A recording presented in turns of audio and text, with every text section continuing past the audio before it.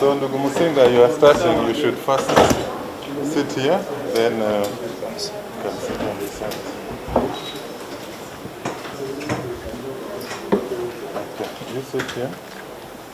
Then you as Manda KMP. Then we shall have the newly promoted Colonel Deo Atiki, who will give us a brief.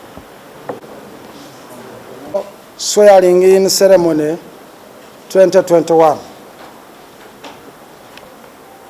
On 14th February 2021, presidential and parliamentary elections were held in the Republic of Uganda.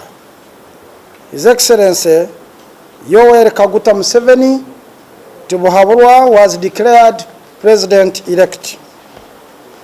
The swearing in and inaugural ceremonies of the president-elect will take place on 12th May 2021 at Kororo Ceremonial Grounds.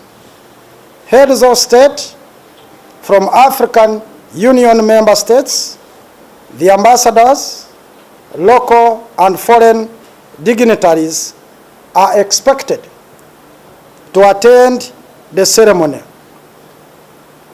There will be traffic disruptions along Entebbe Road and in most of the routes leading to Kororo Ceremonial Grounds.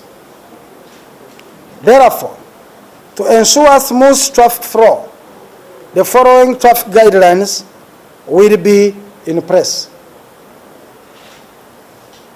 Kampala-Jinja Highway will have normal traffic flow. Kororo Ceremonial Grounds will have restricted access. Only invited guests with stickers will have access to their designated parking areas. And all those given stickers, they are aware, so not everyone is having a sticker. VIPs with stickers will use John Babiha Road, or what we call Acacia Avenue, to access the venue via Ergon Terrace and will be dropped off at the Heroes Corner Gate. The vehicles will then proceed to the parking area at Hotel Africana through Mabua Road, John Babiha Road, Lower Kororo Terrace, Golf Course Road, and connect to Wampeo Avenue to their parking. Invited guests with stickers will access the venue through Rugogo Bypass, proceed to City High School for parking via Upper Katikati traffic lights, Impara Avenue, then Roscoe Road, where they will find some diversion there. Vehicles, or maybe to emphasize on this point, the invited guests we are talking about are those delegates which are coming from different districts. So they know their order of movement, they know how they are supposed to move. We are not going to go into the detail of that. So when they are to access Kororo airstrip, they will use Rugogo Bypass and connect to Katikati. So their parking is at City High School. And they have stickers. They know how they are going to come in.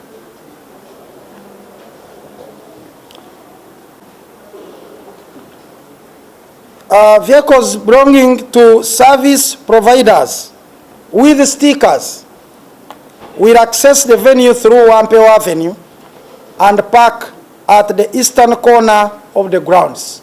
When you use Wampeo roundabout and connect to Wampeo Avenue, that first gate you see from Wampeo Avenue, that is the gate where they will be dropped off or where they will enter from, the service providers. And the service providers involves even security, involves even the media, involves the emergency response team, fire brigade, and among others, the ambulance, that category. So those are the so-called service providers. And they have their respective stickers. So those who have not been accredited, you need to be aware that the accredited team has done their job to ensure that the team which is expected there is the one that is received. John Babiha Road, Acacia Avenue will be closed off at Golf Course traffic lights and Acacia Kayunga Junction. City Oil to the general public. So the stretch right away from City Oil, that road that in between is called John Babiha Road, up to the traffic lights of Fairway will be closed off. What does that one mean? That the inlets, the roads that feed what we call John Babiha Road will be closed. So we would like to advise the general public, those who would want to access John Babiha Road, that you better connect towards Twin Kamocha and proceed to Murago roundabout than coming towards John Babiha Road. Vehicles from Kororo residents unrelated to the function will be diverted at Upper Kororo York Terrace and join Eyenkya Road, Ginger Road, to access the city. So we are not stopping the residents. If you want to get out, your time has reached. We have created a room of exit for you to get out and join Ginger Road, which is a normal flow. Wampeo Avenue will be one way from Wampeo roundabout towards Kororo ceremonial grounds before and during the function. After the function, it will again be one way traffic from Kororo to Wampeo roundabout. What do I mean here? From Wampeo roundabout, as you proceed towards the traffic lights, it will be one way as you are coming in. Don't expect to drop the person, you want to make a U-turn and then you go back. No way. It's not allowed. Until the end of the function, that's when you will exit and get out. And there will be a diversion at the Wampeo roundabout to screen the people who are accessing Wampeo Avenue. Vehicles will not be allowed to off-road along Lower Kororo Terrace. So this business of bringing vehicles that you want to fraud people, you want to put them, it's not allowed. So bear in mind that if you are invited, you have a sticker, you have your parking. You better, if you are driving yourself, come with a vehicle, go and park where you're supposed to park, and then you walk up to where our access points are and you enter inside. Heavy trucks, fuel tankers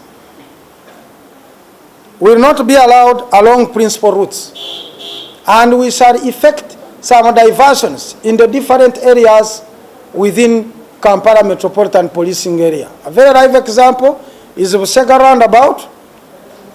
The other side of, as you come from Mukono, we shall divert all these fuel tankers to connect to Northern Bypass and among other areas. No motorcycle will be allowed to go beyond all our cutoff or our diversionary points. Parking along the road or in any undesignated parking area, the areas of Kororo ceremony is prohibited. Motor vehicles parked or abandoned by roadside will be stowed away to Ginger Road Police Station at owner's cost and inconveniences. Now, there are also some other categories of people, of what we call MPs elect. They also have their stickers. We expect a special arrangement that they will drive their private cars to the parking of the parliament, and then from there, they will be carried by the buses to bring them to Kororo airstrip. Their route is expected to be at Wampeo Avenue. Be parked at that first gate, and their buses or the vehicles they will use will be parked at UMI parking. Enforcement of these traffic guidelines will be in accordance with the Traffic and Road Safety Act 1998. I thank you and salute you all, and I wish you a wonderful ceremony. Muchimanyi nti olunaku lw'omwezi 14 February 2021 wabaawo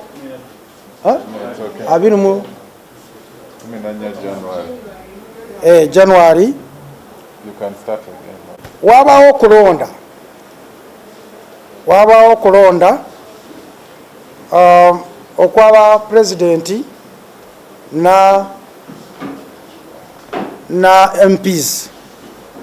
Naye tulaba nti ayayitamu era presidenti waffe agenda kulayizibwa olunaku lw'omwezi 12 May 2021. Ate emikolo gino gigenda kubeera Kololo ceremonial grounds. So to expecting our heads of states banji, abagenyi banji okuyingira mu ggwanga, n'abamu abagenyi abali muno mu ggwanga lyaffe lya Uganda. Amakubo agajinja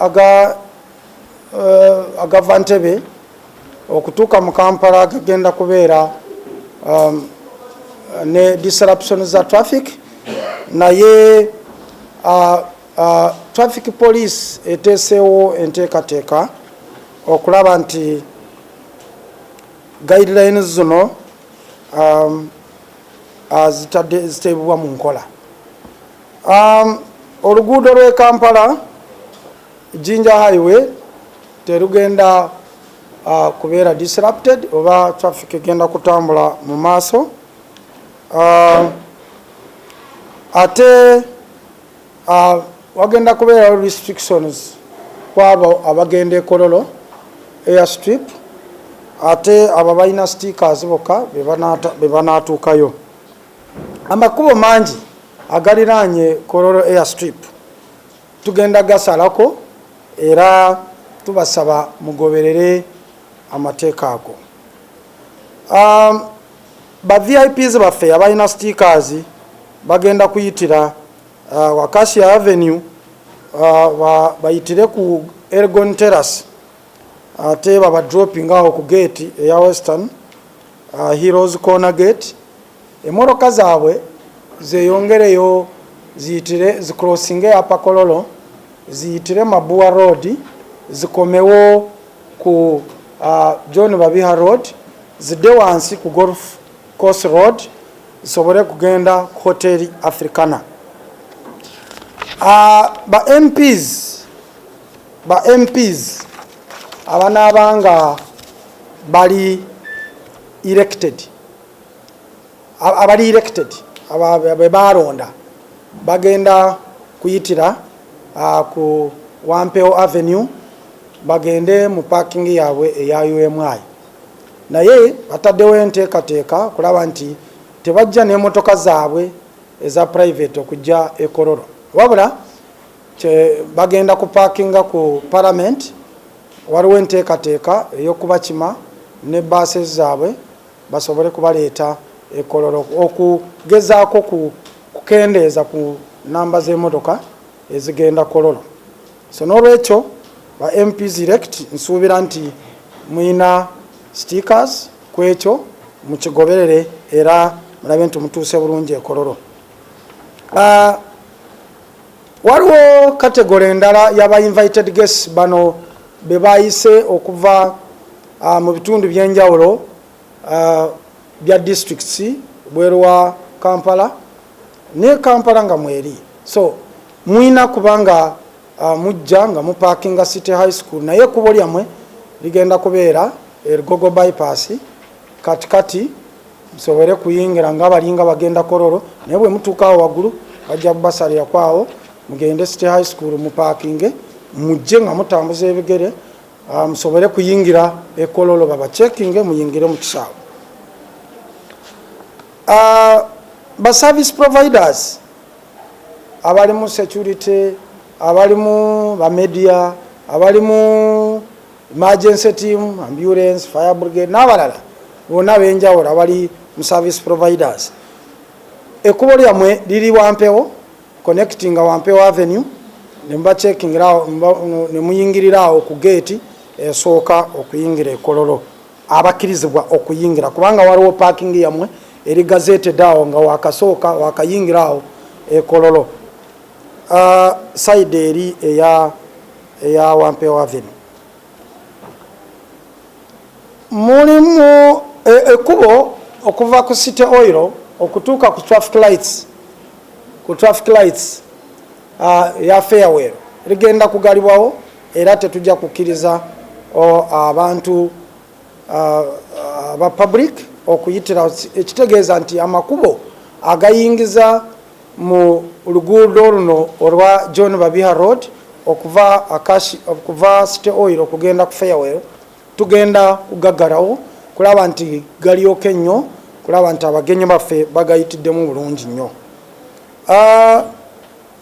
Mulimu abamu abasula mu bitundu byenjawulo ebyekololo munda bagenda kubeera affected naye twabatereddeko ekkubo lyamwe eryokuyitako oba eryokuyitamu lyerigenda kubeera ku Upper Kololo York Terrace and muyitire ku Ancha Road mu connecting ku Jinja Road sobole kugenda wonna omugenda.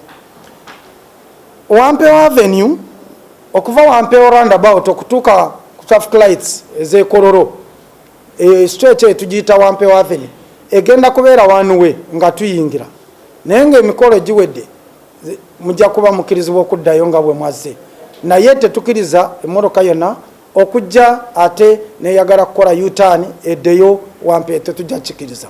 Tugenda kuteekako diversion awo Wampewo okusobola ku screeninga n'ebitundu ebyenjawulo eri katikati City Oil eri Fairwell okulaba nti screening emmoloka eziyingira mu bitundu ebyo gye wabagenda kubeera emikolo.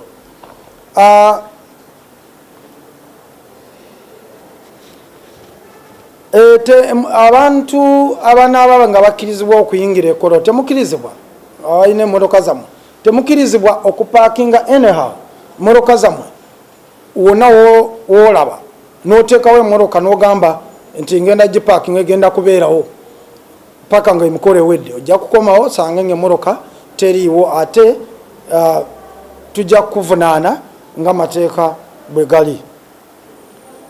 Fuel tankers za trucks zonna zitambuza ebyamaguzi tetuzikiriza kutambulira mu makubo ag'enjawulo ganaayitibwamu abagenyi baffe so tubasaba mwetegekere olunaku olwo era tugenda basalirako mu bitundu ebyenjawulo abali mu bizinesi eno ng'okulabirako sayidi eyekuva mukono eri kuva Seeta neeno Busega okulaba nti muyitira ku Northern Bypass musobole kuconnectinga bitundu byenjawulo naye mu bitundu bya CBD n'ebitundu ebirala ebiriraanye CBD ng'okulabirako Jinja Road Kabalagala Munyonyo wonna ne Ntebe Road tetujja kukkiriza fuel tank oba truck yonna ya enene okuyitira mu bitundu ebyenjawulo. Aba boda temukirizibwa okuleeta boda zammwe okuyisa mu bitundu ebyenjawulo tunagenda kusalako nga byenjogeddeko ebyekololo n'amakubo amalala agetugenda kukozesa nga abagenyi baffe ge bayitiramu.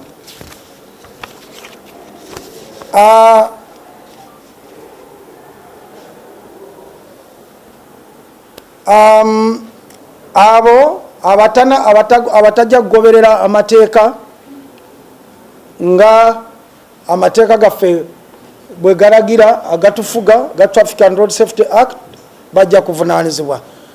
N'olwekyo tubasaba era tubaagaliza emikolo mirungi. Mwebale nnyo, mwebale ddala.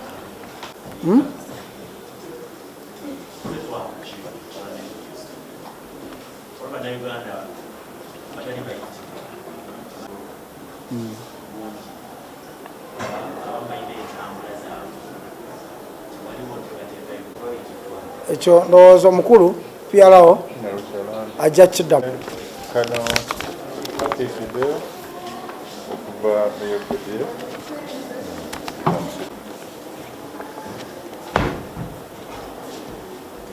Good morning, ladies and gentlemen. For avoidance of doubt, I'm coming in of the President-elect, and also as we prepare to handle the security of the entire country, we continue as UPDF to work together under the joint security architecture on national security. Our support to civil authority, that is police and other civil agencies, as mandated and secure for both Ugandans and our guests from all over the world. For that matter, UPDF has put at disposal all its to the Uganda Police. This is across the services, land forces, and the Air Force. With the help of several intelligence-led operations that are going on, together with the Uganda Police Force, we have continued to effect several detection, deterrent, and preventive security measures to ensure no one hell-bent to disrupt the Wednesday function succeeds. And indeed, we want to assure Uganda keep this country at peace has been well heightened to Security Code Class 1. This is to ensure that our forces and intelligence systems can even detect. We therefore want to assure Ugandans that the country will be at peace. We want to assure Ugandans that this country will be at peace as the new president is being sworn in. But also to inform all Ugandans that we have the capacity, the capability of doing this like we have done before. Our guests from all over the world, it is also important to note that some suspects whose ulterior motive was to cause mayhem on the D-Day have been picked up jointly with credible evidence for possible prosecution, and security will not hesitate to arrest more of this kind of schemers as and when we detect. It is important to note too that all suspects picked up by other security agencies other than the Uganda Police Force shall be passed on to police well in time to enable the due process of the law where it requires. The country in general is peaceful from border to border, and the Ugandans are encouraged to go about their usual businesses at the right time and in the right place. Don't go about your usual business in Kololo and other areas that are restricted by security.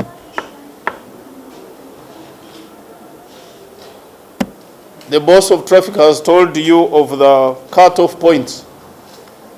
If you are stopped by security that this is a cut-off point, don't dare to force yourself into those cut-off points. Curfew times operation shall go on as we give maximum support to the Uganda Police Force to ensure that the rules and regulations set aside to manage curfew times are implemented, to ensure strict adherence of these regulations. This is two-way. One is to continue respecting the Ministry of Health guidelines on COVID-19, but also not to let any criminal escape in the dark to cause trouble to other Ugandans, and also to minimize any chances of these criminal-minded people causing insecurity at a time where the entire world is focusing at Uganda as a country. We wish all Ugandans the best of the upcoming festivities, especially also our brothers and sisters from the Muslim faith. I can only say happy Eid al-Fitr as it comes. I want also to use this opportunity to announce that we are not going into a lot of details, security briefs, because tonight at 10 p.m., the Chief of Defense Forces, the Inspector General of Police, the Commissioner General of Prisons, and intelligence leaders will be addressing the country on different television channels about security related to the upcoming function and the general security in the country. I thank you. Criminal-minded who are planning to sabotage the event. How many do you have the number? Because the number is being put to 88. How many do you have, and what they have that leads them to the crime say you are going to commit? And we've seen military for them there, no price or doing this right. About numbers, the PRO police can always give you those numbers. We started way back to do these joint operations. It did not start today. What I can assure you that even now as we talk, somebody could be arrested. And therefore, to give you numbers now would be deceiving myself and deceiving the country.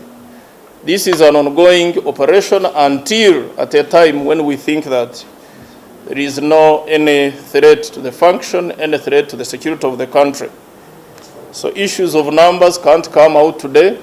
Maybe when we are doing an after-action review, you can get the numbers. Ladies and gentlemen, and indeed the country, we would want to inform you that we don't take security of the country for granted. And therefore, that's why in my briefing I said we have put to service all elements within the UPDF, the Uganda Police Force, in support of a comprehensive security to the country as we receive guests, as we take on a very important part of the democratic process of this country. And therefore, any sign of security deployment you see is meant for the good of the country, for the good of the people of Uganda, and for the world, because we are going to have world leaders here. In relationship to the air flights you've been seeing, it is two-way. It was both intended for practice, because we are going to have an Air Force parade on that day, but not only Air Force training, but also some security operations flights. These range in several areas that I'm not going to divulge here for security purposes. Thank you. Thank you very much. Governor Uganda, nti olunaku olwokusatu wetugenda okulayizaamu omukulembeze w'eggwanga twatandika dda era tukyagenda mu maaso okuweereza Uganda Police Force obusagiki obwannamaddala nga tukozesa obukugu bwaffe mu byokwerinda, nga tukozesa elements zaffe oba ebitongole byaffe byonna okuva mu services ez'enjawulo nga mwe muli Uganda People's Defence Air Force, Land Force ne Special Forces. Nga bino byonna bigendererwamu okulaba nti ensi yaffe n'Abannayuganda n'abagenyi baffe abajja wano bali mu mirembe myereere ate n'obukuumi obumala buweereddwa abantu bano. Njagala okuddamu okubuulira Bannayuganda nti waliwo okukwatibwa okw'abantu abatonotono abadde bagezaako okutaataaganya emikolo gino, era okukwatibwa kuno kujja kugenda mu maaso kasita aba security balaba nti oyina ekirowoozo ekibi ekitalimu omutima omulungi ogw'okulaba nti eggwanga lyaffe lisigala mirembe ne mu mikolo gino. Era abantu bano bayinza okukwatibwa banna security okuva mu bitongole bingi, naye nga ekisembayo bonna abakwatibwa baweereddwayo oba bajja kuweebwayo eri poliisi okulaba nti basobozesebwa okubatwala mu kkooti. Nga tugoberera enkola yaffe ya bulijjo nga bwemanyiddwa ey'okukuuma eggwanga Bannayuganda n'ebintu byabwe, twongeza ne tulinnyisa akamu ku kawaayiro ka security ke bayita class 1, era eggye ly'eggwanga liri ku standby okulaba nti teri ataataaganya mikolo gino era teri ataataaganya eggwanga nga tuyitamu emikolo gino egya demokrasiya waffe nga Uganda. N'olwekyo twagala okutegeeza Bannayuganda nti Pulezidenti waffe agenda kulayizibwa mu mirembe gyereere nga gye twayitamu nga tumulonda. Abagenyi baffe okuva Ibunaayira tubaaniriza mu ggwanga, eggwanga eritwala ebyokwerinda n'obutebenkevu ng'ekintu ekikulu nnyo, era tubasuubiza nti bajja kujja wano bajaganye era baddeyo mirembe.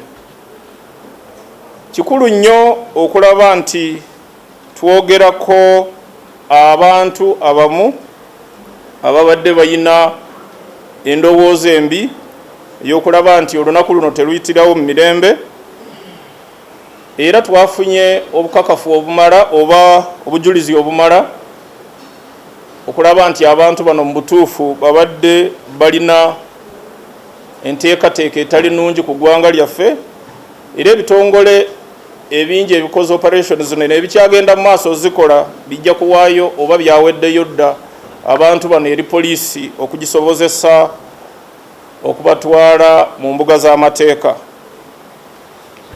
Njagala kubuulira Bannayuganda nti eggwanga lyaffe okuva ku nsalo emu okutuuka ku ndala liri mu mirembe gyereere, era tusuubira nti emirembe gino gigendagenda mu maaso ng'omukolo guno guweddewo, nga weeguli nga guweddewo n'obudde bwonna nga bwe tubadde.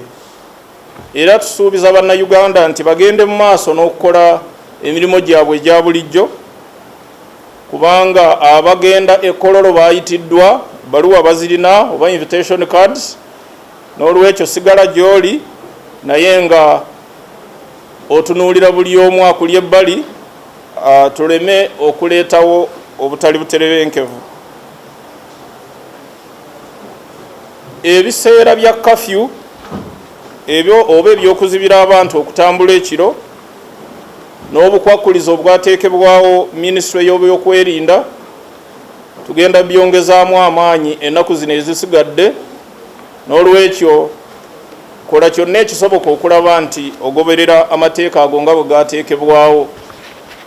Tujja kwongera poliisi obusagiki okulaba nti mu budde buno ffenna tukolera wamu nga kitole okulaba nti teri n'omu amenya amateeka gano. N'olwekyo nga UPDF twagaliza bannayuganda bonna omukolo omulungi, era twagaliza bannyinaffe bannyinaze ne baganda baffe okuva mu ddiini y'Obuyisiraamu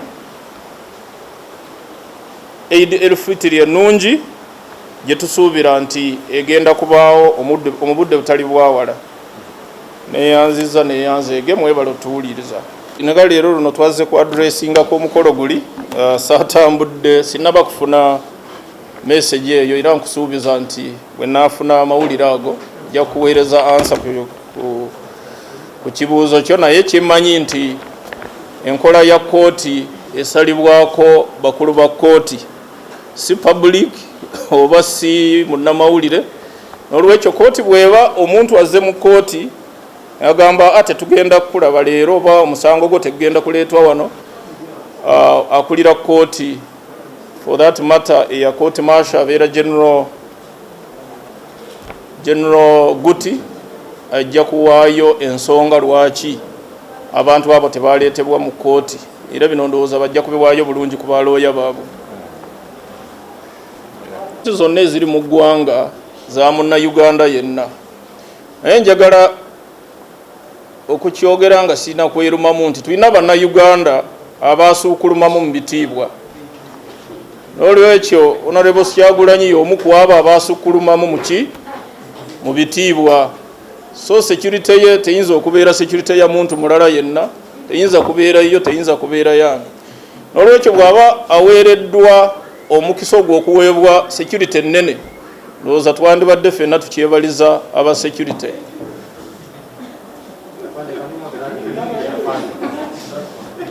I want to assure security is given to every Ugandan and it is given to the entire country. However, it is important to note that security is given according to the weight of some people or status. And Honorable Kyagulanyi is one of the people who is lucky to be at a higher status in this country. There are others also in the same status or even above. We cannot have the same security deployment to the people of higher status and those of low status. So it is in that line. But otherwise, he is invited. At least I saw that invitation. And everybody expects him in Kololo for the swearing-in ceremony. Thank you.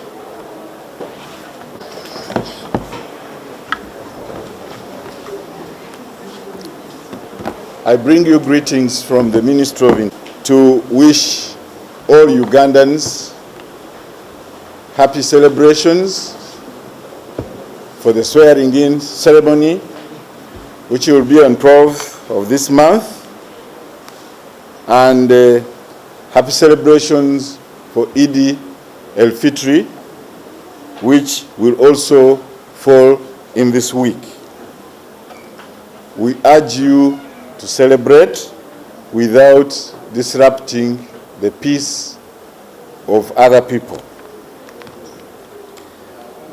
In the same vein, the Permanent Secretary, Ministry of Internal Affairs, visited Entebbe International Airport to inspect security agencies to see their readiness to receive the guests that will be coming for the swearing-in ceremony.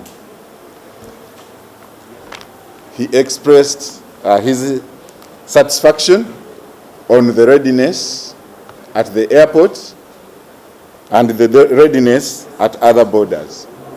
We would like to inform you that we are continuing to work with other stakeholders to ensure that our borders are secured and anybody who wishes to get into the country, possibly with an intention of causing harm to anyone, will have to face the joint security of immigration, Uganda police, local leaders and other security agencies. As we celebrate those 2 days, there are Ugandans and clients who made appointments to come to the Ministry of Internal Affairs on those days that will be public holiday. The swearing-in ceremony on 12th and Eid el-Fitri. So Ugandans who made appointments to come to the ministry on those 2 days are informed that the ministry will be closed because there will be public holidays. We urge whoever made an appointment, notably passport applicants who are supposed to come for enrollment, and those who are supposed to come and collect their passports, to reschedule their journeys to the Ministry of Internal Affairs. Appointments have been relaxed for those falling on those 2 days so that they can reschedule and find another date.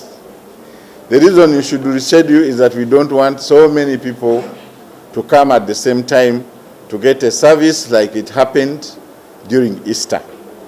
So we call upon those who had appointments on 12th May and appointments on the day that will be called Eid Day to reschedule. You go back to the system www.passports.go.ug and you go to the menu of schedule appointments and you will be able to reschedule your appointment. Please cooperate so that we do not go into the chaos of having too many people at the ministry. We apologize for the inconvenience caused, but it was inevitable. We must close for our Muslims staff to go and celebrate, and then we must close so that we can go and enjoy the swearing in ceremony.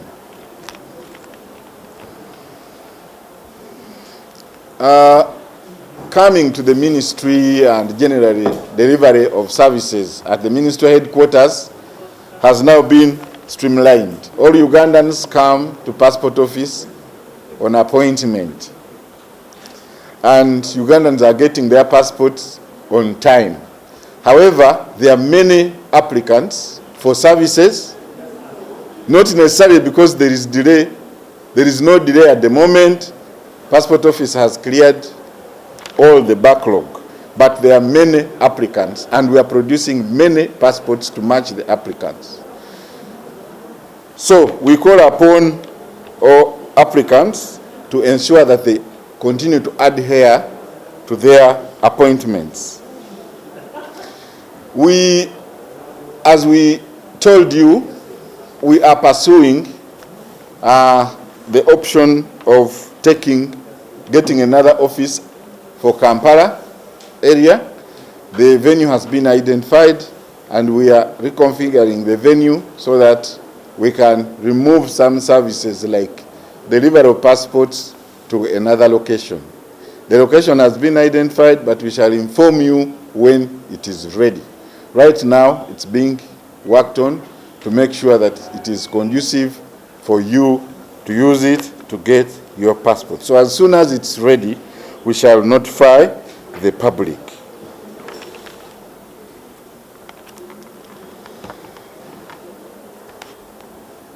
Ladies and gentlemen, that is what I have for you. And allow me to tune to Luganda if...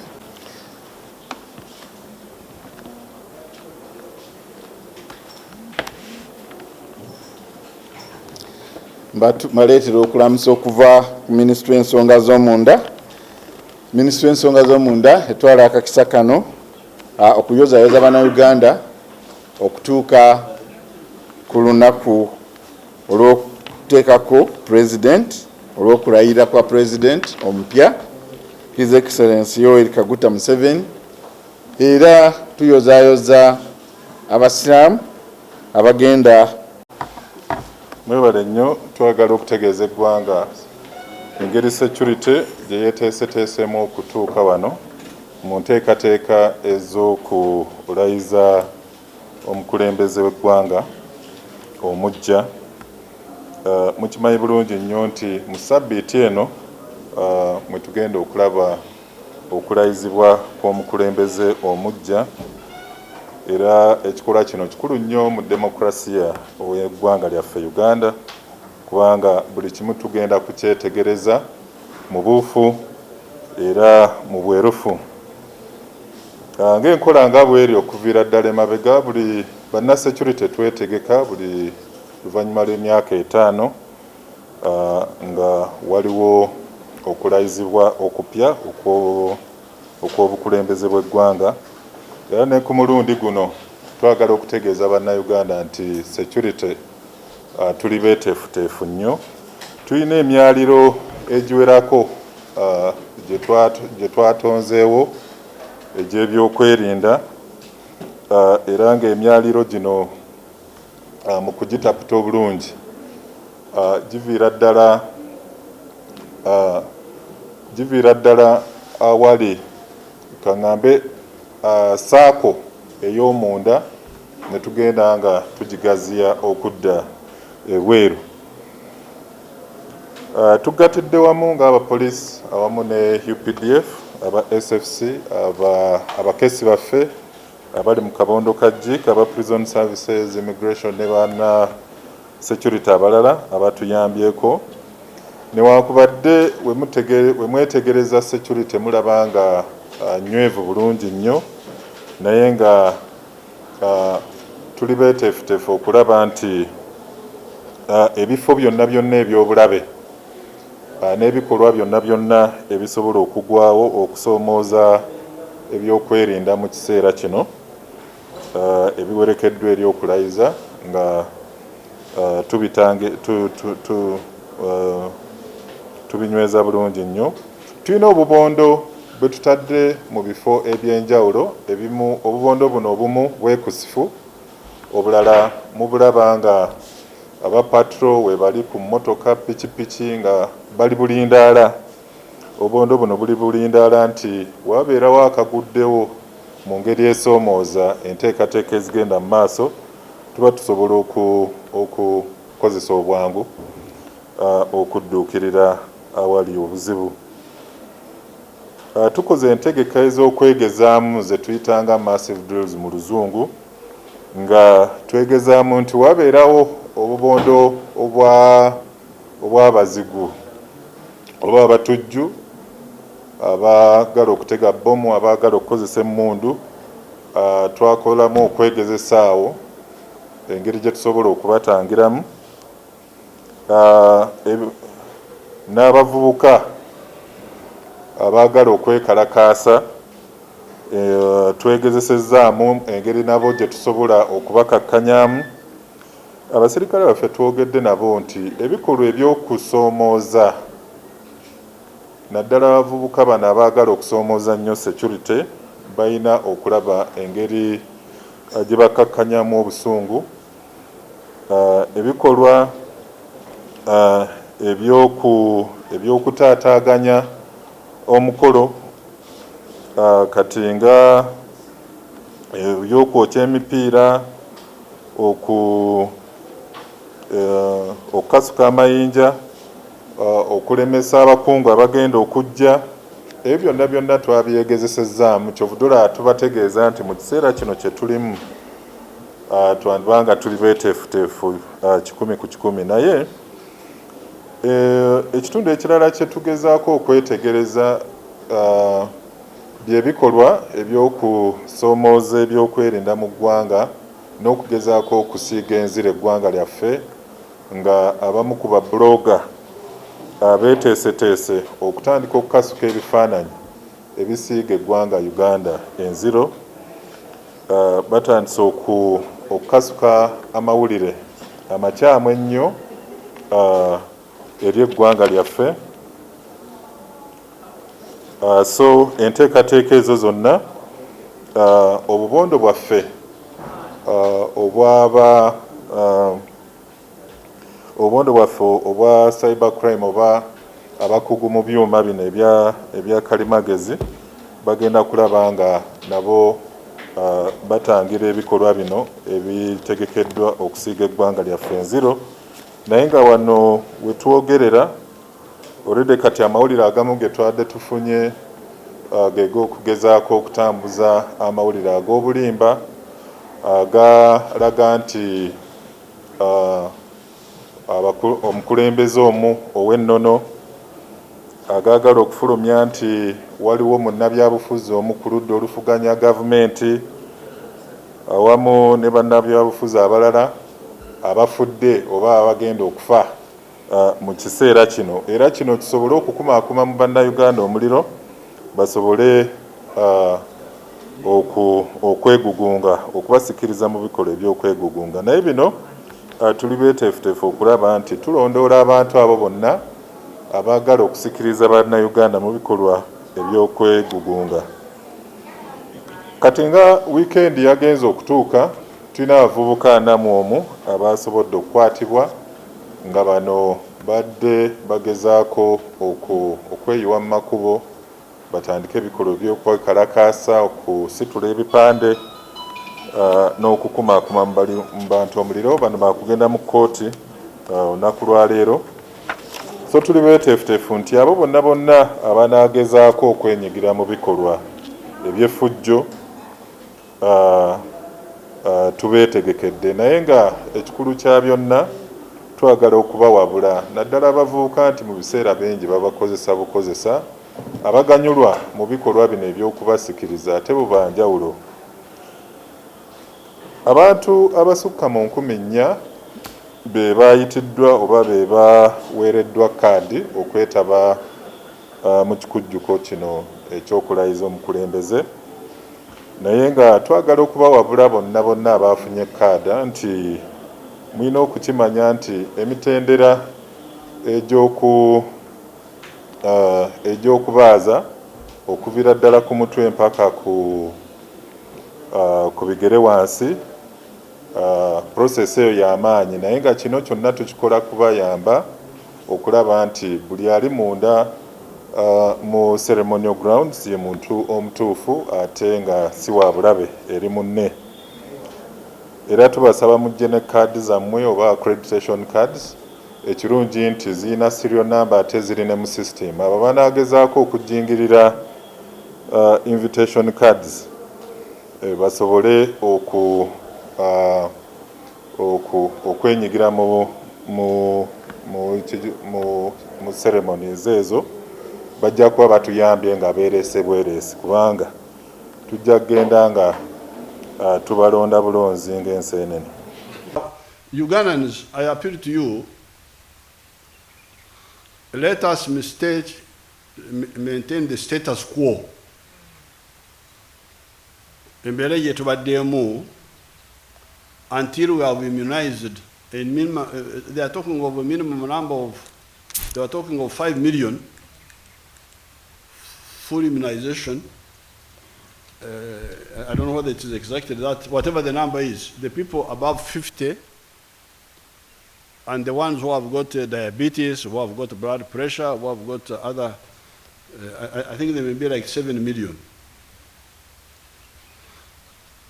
And we are getting the vaccine from India. Now they are stuck. They don't have any vaccine, but we are going to get vaccine from the Johnson one, and also Cuba. We are developing ours, but it may come toward the end of the year. Definitely, we are doing very well. We are moving very well, but we shall import to cover people for now. Then next year we can be able to do our own things. So I appeal to you. My strategy on this is to be on the safe side. Let's just first immunize a certain minimum number. I think it is maybe 5 million or 7 million. Then we can open up.